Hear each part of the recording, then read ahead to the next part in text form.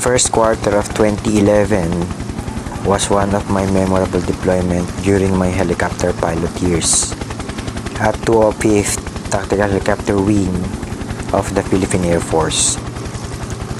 The 205th Tactical Helicopter Wing is tasked with conducting heli-lift operations in support to ground units of the Armed Forces of the Philippines and Philippine National Police. It also supports nation-building activities of various government offices and agencies as well as non-government organizations. During those periods, I was deployed at Tactical Operations Group 5 situated at Legaspi Albay. I was deployed as element leader with 2 UH-1H air assets and 8-man airmen. As a stinger, a squadron whose area of responsibility is Luzon, it is the responsibility of the whole squadron to cater heli-lift operations mission of the entire Luzon. On my case, I was responsible to provide said capability in Albay region and nearby provinces through TOG 5. Albay is known for its resilience to natural disasters, primarily of from 19 to 21 typhoons yearly, wind destructions, mayon volcanic eruption, landslide, tsunami, and floods. Legaspi City, as the capital, is a coastal city and it's very prone to natural disasters, but they cease not to be keen to improve the resilience approach to adapt to the constant climate change. It was during this deployment that I have experienced so much moment with the people of Legaspi due to series of natural disasters like tail end of the cold front, gustiness flood, and landslides. As a helicopter pilot, it is not only our mission to fly during wartime, but also during peacetime, especially during disaster.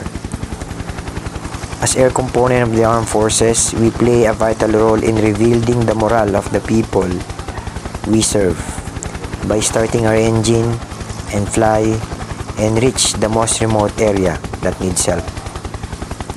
It was in this period that the Office of the Civil Defense 5 and local government of Albay made a strategic planning on how to prepare a complex disaster occurrence in the AOR. The planning committee assumed a simultaneous earthquake, flood, or tsunami, and typhoon that struck Albay, particularly Legaspi. However, after hearing the concept of the plan and learned the utilization of helicopters, I was disturbed of the role of the UWIS is to start, fly, and only conduct an aerial survey. So as the element leader and the TOG 5 representative on the start plan committee, I began to open up and suggest a better assumption of the scenario and better appreciation and utilization of our air assets. I've stated to the committee an additional and realistic assumption on the effect of the complex disasters such as Legaspi City being cut off from nearby provinces due to earthquake. Thus, accessibility to and from Legaspi is unavailable. With that suggestion, I have exemplified a better use of the air assets, that is being an air ambulance for any critical patients that needs to be transported to Naga or Manila for that matter. Moreover, utilizing Peñaranda Plaza as the center of coordination of Legaspi and pick up and drop point of rescue operations. Fortunately, committee members realized and appreciated the reality of the scenario, thus approving the suggestion. Immediately after the approval, I went to visually inspect the landing zone of the plaza for the safety requirements. So here is the actual execution of the demonstration of the Philippine Air Force rescue operation during the Albay Disaster Coordination Planning calendar year 2011. The scenario was a magnitude 7 earthquake and tsunami struck Albay and hit Legaspi greatly. Damages were primarily to road networks and buildings. Many were seriously injured and needed hospital care. Thus, rescuer and transport are needed to airlift due to inaccessible road networks.